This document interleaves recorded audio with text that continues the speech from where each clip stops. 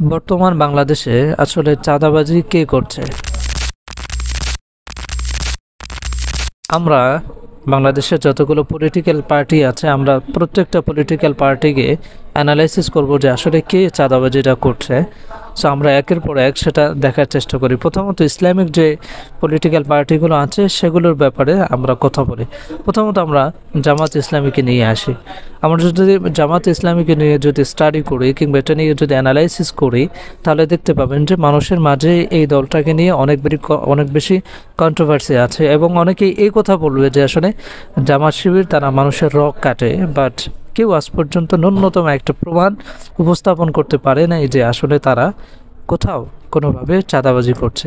So সেই জায়গা থেকে জামাত ইসলামীকে এখানে নির্দোষ বলা যায়। সেকেন্ডলি আমরা অন্যান্য ইসলামী দলগুলো দেখি।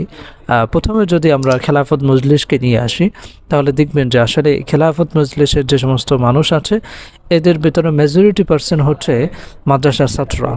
সো একটা জায়গায় যখন তারা চাঁদাবাজি করতে যাইবে, তখন সেখানে অবশ্যই এটা দৃশ্যমান যে তাদের মুখে দাঁড়িয়ে আছে, টুপি আছে। সো সেখানেও যে এই দলটা আসলে চাঁদাবাজি কোনোভাবেই করাটা পসিবল না। এটা হচ্ছে বাংলাদেশের ইসলামিক পলিটিক্যাল পার্টির সেকেন্ড দল। এরপরে তৃতীয় দল যদি আমরা দেখি যে বাংলাদেশ ইসলামী আন্দোলন, এটার ভিতরে ছাত্র এবং সাধারণ জনতা হিউজ পরিমাণ কানেক্টেড। সো এই দলটাকে যদি আমরা দেখি, বিগত সময় আমরা এটা দেখিনি এবং ভবিষ্যতে যে এরকম হবে সেটাও আমরা কোনোভাবেই কামনা করি না, বা এটা হবে না, এটা একেবারে 100% সম্ভাবনার কথা।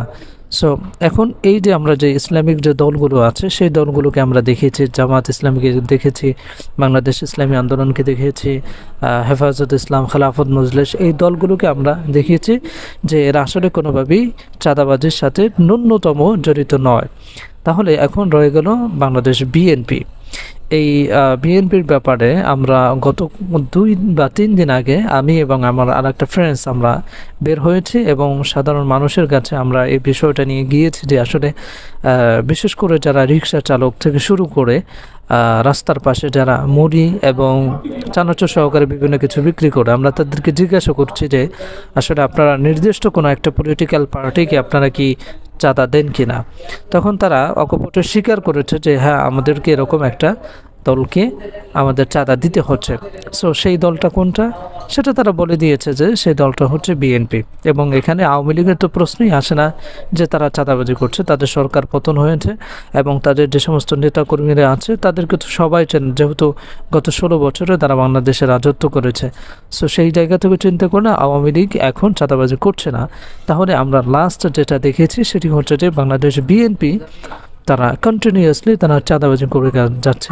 ইভেন আপনারা দেখেছেন যে গণ অভ্যুত্থানের পরে যতগুলো হত্যা হয়েছে, যতগুলো চাঁদাবাজি হয়েছে, যতগুলো অন্যায় হয়েছে, ফ্ল্যাট থেকে শুরু করে ছিনতাই থেকে শুরু করে প্রত্যেকটা ক্রাইমের সাথে ইনভলভ হচ্ছে বাংলাদেশ বিএনপি। সো সর্বশেষ বলবো যে বিএনপির যে ইমেজ আছে বা যে সম্মানটা আছে, এই যে কার্যক্রম এটার সাথে যদি তারা কন্টিনিউয়াসলি যদি ইনভলভ থাকে, তাহলে সেক্ষেত্রে ক্ষমতায় যাওয়ার জন্য জনগণের পক্ষ থেকে যে একটা ম্যান্ডেট পাওয়া প্রয়োজন সেটি আসলে তারা অবভিয়াসলি হারাবে, এটা বলার অবকাশ রাখে না।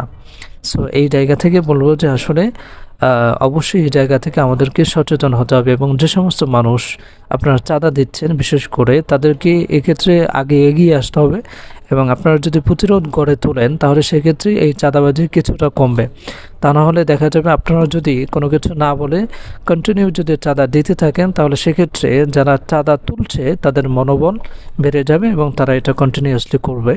সো আপনাদের জায়গা থেকে আপনাদেরকে অবশ্যই সাহসী অবস্থান ধরে রাখতে হবে, তাহলেই মনে হয় কিছুটা হয়তো চাঁদাবাজি কমতে পারে। So okay, that's it. Thanks for watching this video and see you in the next video. Allah Hafiz.